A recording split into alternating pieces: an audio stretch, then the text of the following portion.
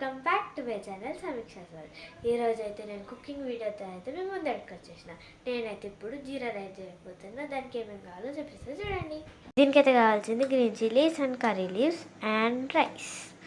అయితే ఇప్పుడు నేనైతే చల్లటన్నం తీసుకుంటున్నాను. మీరు వేడన్నం అన్న తీసుకోవచ్చు, చల్లటన్నం అన్న తీసుకోవచ్చు. ఇప్పుడైతే ప్రాసెస్లోకి వెళ్ళిపోయాం పదండి. ఫస్ట్ అయితే ఇప్పుడు నేనైతే ఇప్పుడైతే ఒక గంజి పెట్టుకున్నాం. ఈ కొద్దిగా హీట్ ఎక్కనమాట, కొద్దిగా వేడైతే ఇవన్నీ వేసి జల్ది అవుతుంది. ఇప్పుడైతే ఇది వేడైంది. ఇప్పుడైతే మనం ఇలా నూనె పోసుకుందాం. నాకు రైస్ ఎక్కువ ఉంది కాబట్టి నేనైతే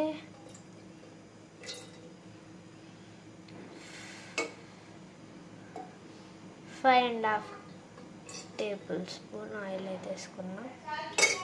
ఇదైతే వేరే అయిపోయిందని నేనైతే ఆవాలు వేసుకున్నా. తర్వాత నేనైతే ఇప్పుడు ఇంట్లో జీలకర్ర వేసుకుంటున్నా.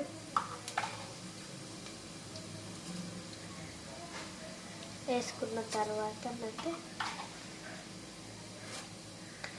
నెక్స్ట్ ఇందులోనైతే నేను ఇంకా కొద్దిగా సాజీర వేసుకున్నా.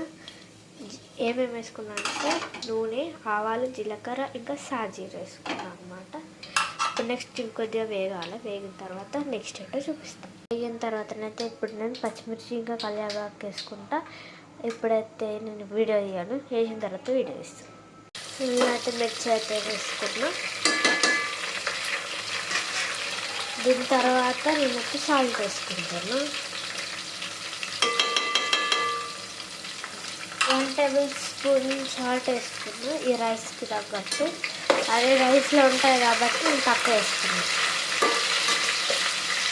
ఇదైతే కొద్దిగా వేగింది కనుక రైస్ వేసుకున్నాను.